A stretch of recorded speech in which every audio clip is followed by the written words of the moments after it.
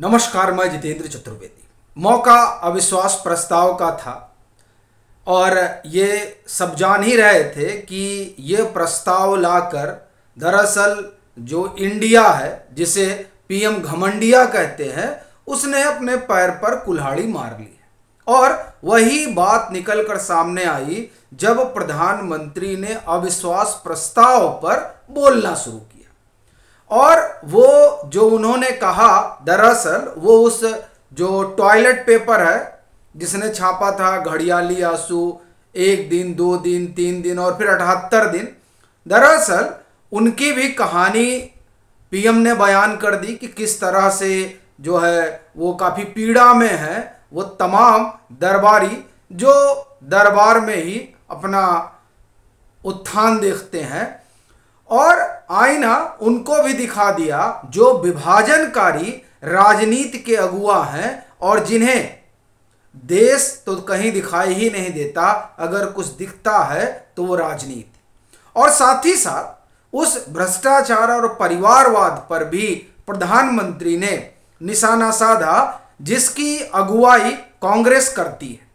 और साथ ही उस लोकतंत्र के परिहास को भी उन्होंने रेखांकित किया जो संशोधित यूपीए दावा करता है कि वो लोकतंत्र का अलंबरदार है, लेकिन नेता प्रतिपक्ष को ही समय नहीं मिलता है बोल पाने का। और फिर जिस पर तानाशाही का आरोप लगता है, यानी नरेंद्र मोदी की सरकार, उस सरकार के इशारे पर लोकसभा अध्यक्ष अधीर रंजन चौधरी को बोलने का मौका देते हैं। अधीर रंजन चौधरी नेता प्रतिपक्ष हैं, कांग्रेस की तरफ से उनको बोलना चाहिए था। भाई, वो जो सबसे बड़ा दल है, भले ही उसे विपक्षी दल का दर्जा हासिल होने का भी मत न मिला हो, लेकिन फिर भी परंपरा के लिहाज से सबसे बड़ा दल है तो वो नेता प्रतिपक्ष है। लेकिन देखिए, गांधी परिवार ने इस लायक नहीं समझा कि ये उसमें बोले। इस बात को रेखांकित करते हुए प्रधानमंत्री ने दरअसल इस इंडिया उर्फ घमंडिया के बीच के विरोधाभास को भी रेखांकित किया और बताया कि दरअसल अधीर रंजन चौधरी को बोलने क्यों नहीं दिया गया। उन्हें कहा कि लगता है कलकत्ता से फोन आया है। और अधीर रंजन चौधरी अपने तल्ख तेवर के लिए जाने जाते हैं और इस कारण से टीएमसी बड़ी नाराज रहती है। यानी उनका सीधा इशारा यह था कि कहीं ऐसा तो नहीं कि ममता बनर्जी के कहने की वजह से अधीर रंजन चौधरी को बोलने नहीं दिया जा रहा। दरअसल यह सिर्फ कटाक्ष नहीं था, बल्कि ये एक वो आप कहें कि सियासत के उस पहलू को उजागर करना था जिस पर पर्दा डाले हुए कांग्रेस टहलती है और बताती है कि साहब, हम तो जो है वो लोकतंत्र के पहरुआ हैं। और उनके दरबारी जो इन दिनों बड़े दुखी हैं, उनको भी एक तरह से प्रधानमंत्री ने घेरा और कहा कि उनका दर्द समझा जा सकता है। ठीक ही बात है। अभी देखिए, अभी तो वो जननायक वगैरह बना रहे थे राहुल गांधी को। अभी जननायक का यह हालत हो गया कि जब प्रधानमंत्री बोलना शुरू किए तो भाग गए सारे जननायक।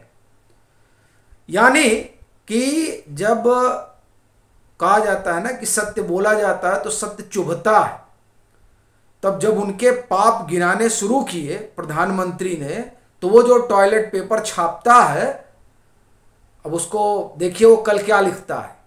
ये देखने वाली बात रहेगी, क्योंकि वो पार्टी जिसने भारत के विभाजन का काम किया, और ये सब प्रधानमंत्री ने रेखांकित किया कि ये बात वो कर रहे हैं जिन्होंने भारत माता के 3 टुकड़े किए। ये जो भारत विभाजन की कहानी है, उस भारत विभाजन की कहानी में बड़ी भूमिका पंडित नेहरू की बताई जाती है, और इस बात को उजागर कर दिया प्रधानमंत्री ने।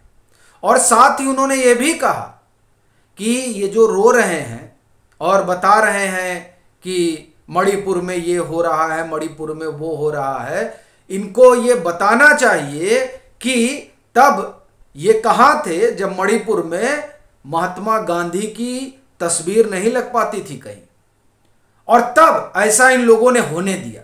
ये बात कर रहे हैं मणिपुर की। राष्ट्रगान नहीं होता था वहां स्कूलों में, ये बात कर रहे हैं देश की।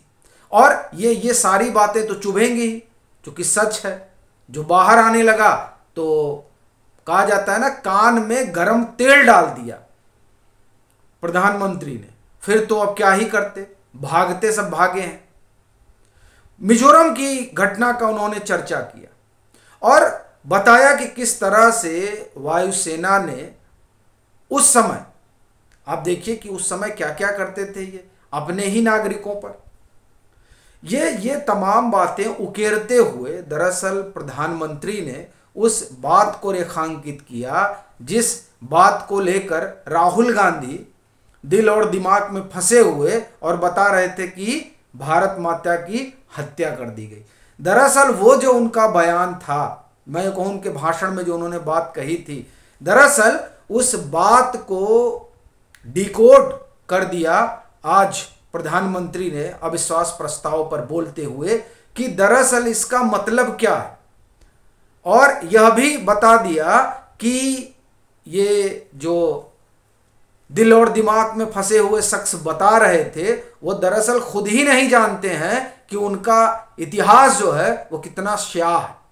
और यह भी प्रधानमंत्री ने बता दिया कि दरअसल राजनीति करिए लेकिन देश के आन बान शान और उसकी एकता अखंडता संप्रभुता को गिरवी रखकर जो है वो राजनीति नहीं होनी चाहिए।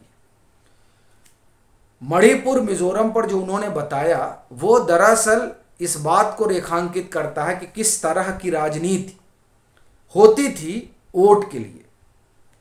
एक चीज और उन्होंने इसमें बताया और वो है भ्रष्टाचार और परिवारवाद का कॉकटेल। अभी देखिए कि किस तरह से सब गलबहियां किए हुए हैं। किस बात को लेकर? नहीं साहब, नरेंद्र मोदी की सरकार को हटाना है। क्यों हटाना है साहब? क्योंकि ये जो है ये लोकतंत्र को इसने खतरे में डाल दिया है। अब लीजिए, मैंने परिवारवाद और जिसे कहा जाए कि भ्रष्टाचार, उसके अलंबरदार तो संशोधित यूपीए वाले हैं और लोकतंत्र खतरे में नरेंद्र मोदी ने डाल दिया। ये तमाम चीजें जो है ये प्रधानमंत्री के भाषण में रेखांकित हुई। अब जब ये रेखांकित हुई तब स्वाभाविक बात है कि दर्द तो होगा ही। ये बता रहे थे कि हमने मोहब्बत की दुकान खोली है। इस मोहब्बत की दुकान का प्रधानमंत्री ने डिसेक्शन कर दिया, कहा कि सुन लो अपने मोहब्बत की दुकान, लूट की दुकान, भ्रष्टाचार की दुकान, परिवारवाद की दुकान। अब ये बातें जो है ना, इन बातों को सुनकर सब तिलमिला गए। अभी देखिए वो पूरे जो है दरबारी लगे हुए हैं यशोगान में, करे नरेंद्र मोदी जो है राहुल गांधी से घबरा गए और भी फिर बता रहे थे कि साहब वो तो सीजीआई से ही डर गए। और फिर अभी आज फिर कुछ कह ही रहे होंगे, जब हम आपसे इस मसले पर बात कर रहे हैं तो कुछ ना कुछ वो कह ही रहे होंगे। यानी मणिपुर के बहाने जो भारत सरकार और सबसे बड़ी चीज है नरेंद्र मोदी सरकार और उसमें भी भाजपा और मोदी को घेरने की कवायद की गई थी, दरअसल वो पूरा मामला औंधे मुंह गिर पड़ा और वो पाप जो कांग्रेस की अगुवाई वाला संशोधित यूपीए का दबा छुपा था वो सब बाहर आ गया। और ये होना यही था। इसीलिए प्रधानमंत्री ने कहा कि आप लोग तैयारी करके नहीं आते हो। 2018 में हमने कहा था और 2023 5 साल आपने कुछ तैयारी नहीं की। तैयारी करके आते तो चौके छक्के तो दरअसल विपक्ष की बेंच से लगने चाहिए थे, लेकिन उन्होंने कहा इधर तो सत्ता पक्ष से लग रहे थे। ये हाल है उस विपक्ष का जिसे जनता ने विपक्ष लायक भी नहीं समझा है। और वो लोग अविश्वास प्रस्ताव लेकर आए थे। उनको पता था कि उनके उस अविश्वास प्रस्ताव का क्या होगा, लेकिन उनको यह नहीं मालूम था कि इस कदर जो है कुटाई होगी। मतलब हाथ पैर से नहीं, यहां तो पीएम जिस तरीके से छिद्रान्वेषण करते हैं और एक से एक बात निकाल कर ऐसा घेराबंदी करते हैं कि वो जो 50-60 साल का पाप है वो सब बाहर आ जाता है और बस उसी में जो है समा बन जाता है। यानी जिस परसेप्शन की लड़ाई में आगे बढ़ने के लिए अविश्वास प्रस्ताव लाया गया और मणिपुर को बहाना बनाया गया, उस परसेप्शन की लड़ाई में प्रधानमंत्री ने अपने भाषण में ये कांग्रेस और उसके गठबंधन को धो दिया। आपकी अपनी क्या राय है जरूर साझा करें। मतांतर से नहीं जुड़े हैं तो जुड़ें, वीडियो को लाइक करें और खूब शेयर करें।